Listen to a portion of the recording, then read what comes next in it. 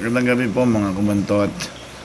Um, kagabi pala napanood ko yung yung saganang mamamayan. Tatlo sila doon na nakaupo eh. Pinag-uusapan nila, una nilang pinag-usapan yung yung pagkuha ng mga paglakad-lakad ng mga papel sa mga government agencies. Di ba dati po ayaw ni Duterte ng hindi dapat nagtatagal yung mga paglalakad ng mga permit, mga mga papel yan na kailangan ng aprobahan sa mga government agencies. Dapat hindi daw lalagpas ng 3 days. Pag lumagpas daw sampalin mo pagka inabot ng matagal yung paglalakad ng papel. Di ba tumino yun, di ba? Bumilis yung proseso ng paglalakad ng mga permit. Ngayon pinag-uusapan nila February 12 po kahapon kagabi sa ganang mamamayan sa Net 25. Balik na naman sa dati. Nawala lang po talaga si Duterte, wala na. Lahat nagbalikan. Yung mga empleyado ng gobyerno naging bumalik sa dating gawi, sa nakasanayan. Tapos pati raw po yung mga magbibid ka sa mga government projects. Halos, alam ko dati 40% eh. Ngayon daw nasa 50 na. Wala lang, lalabas mo niya, wala lang matinong project ang magagawa. Kasi sa lagayan pa lang, inaabot na ng kalahati. 50% na. Sa dami ng mga corrupt na mga DPWH, sa lahat ng mga agency, mga opisyalis ng gobyerno, wala na, saan na tayo pupulutin nito. Yun na nga po. Tapos isa pa, yung si Pacquiao, yan. Iboboto niyo ba si Pacquiao? Nako.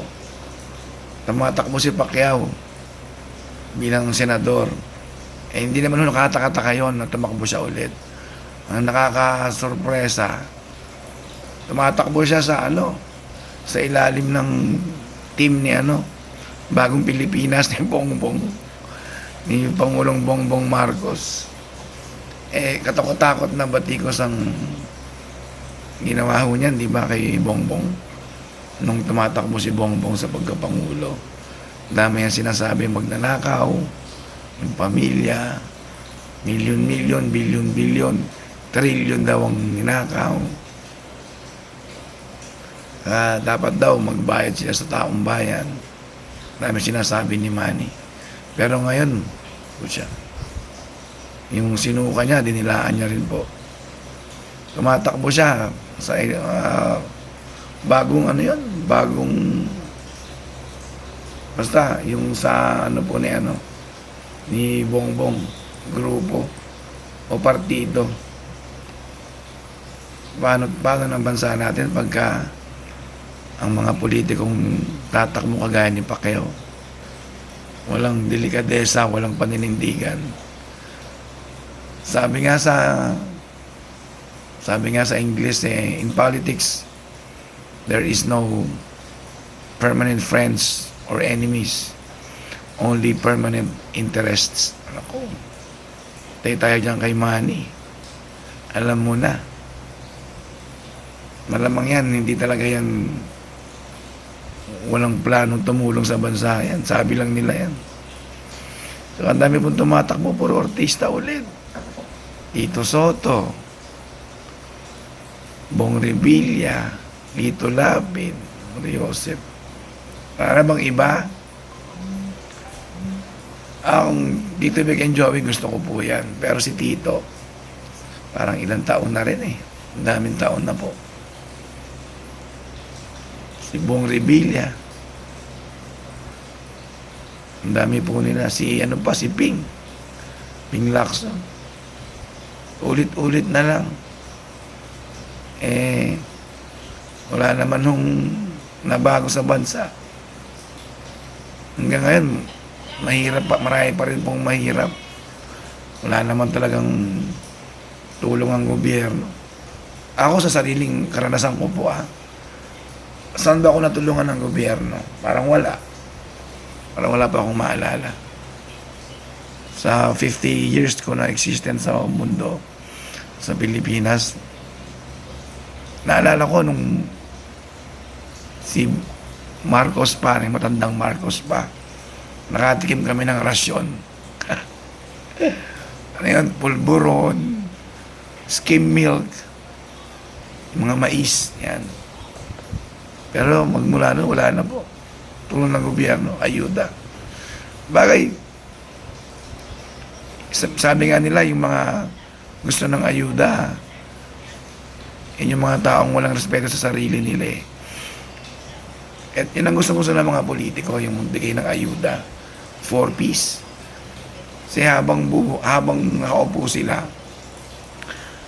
habang tumatanggap sila ng ayuda, hawak nila yung mga yan. Para pagdating po ng botohan, sure na yung boto ng mga yon. Pero hindi nila alam na yung mga tumatanggap ng ayuda, nahirati na sila sa gano'n, hindi na sila nagsikap po eh. Parang mas ginawa nilang kawawa yung sarili nila. Insulto yun. Insulto po yun sa kakayanan ng mga Pilipino na tanggap na lang ng tanggap ng ayuda. Naging tamad na lang sila. Nagpapagamit sila sa mga politiko. Yan yung mga nasa laylayan ng lipunan na yan. Grabe. Naggagamitan lang sila ng mga politiko eh. Ang problema, yung mga tao nagsisikap at gustong umunlad yung bansa, damay sa kawalangian ng mga politiko at saka ng mga professional na mga na mga squatter, ng i-squad. Dapat nga sabi nga ni Badet,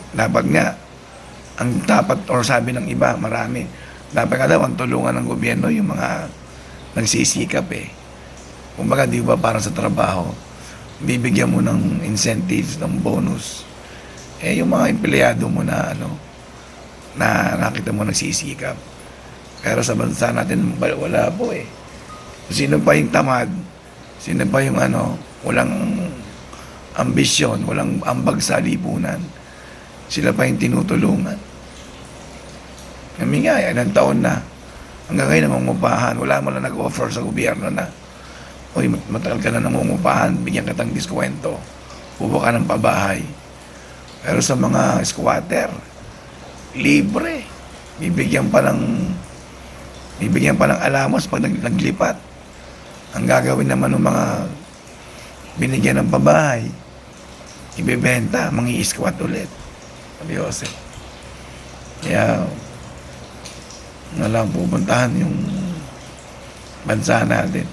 Kaya sana maging maging matalino po kayo sa pagboto. Kung nalilito kayo kung sinong iboboto nyo, kung meron kayong grupo o affiliation, mag-storm braining kayo. Mag-storm braining kayo. Mag-usapan nyo sino magandang iboto. O kaya, kung wala, pwede kayong, sabi nga yung iba nga daw po, hinihintay yung hinihintay ang INC kung sinong iboboto ng INC. At yun na rin ang iboboto nila. Pwede rin po. Bakit marami namang may mga pagdating ng eleksyon, ito yung boboto natin, doon na tayo sa nagsusuri talaga kung sinong dapat maupo. Manny Pacquiao number 1 ako. Gusto ko siyang boksingero pero hindi isang politiko. Wala po. Sila Tito, sila Bong Revilla ulit. Ping Lacson. Yung mga usual na mga nakikita natin, paulit-ulit na lang. Yung mga yan, puro Katoliko po. huwag niyong lagyan ng kulay yung sinasabi ko. Kasi si Marcoleta, tinitira nila. Kesa ganito, iglesia, ganyan. O ano ba nangyari sa bansa nung ang mga nakaupo ay puro katoliko? May nangyari po ba? Doon tayo kay, kay Rodante Marcoleta. Susunod, maggagawa ko ng vlog para kay, kay Rodante Marcoleta. Yun lang, maging po, mag-isip tayong mabuti kung dapat pa bang maupo yung mga yan. Lalo si Pacquiao, walang paninindigan. Tinira si Bongbong nung tumatakbo sa pagkapangulo. Ngayon, nasa line-up siya ni ng grupo ni Bongbong ng partido.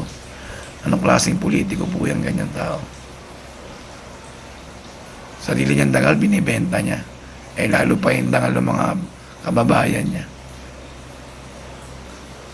Sa inyo po ang paghatol, pagpapasya. Pero sana, isip po kayo mabuti. Magandang gabi po.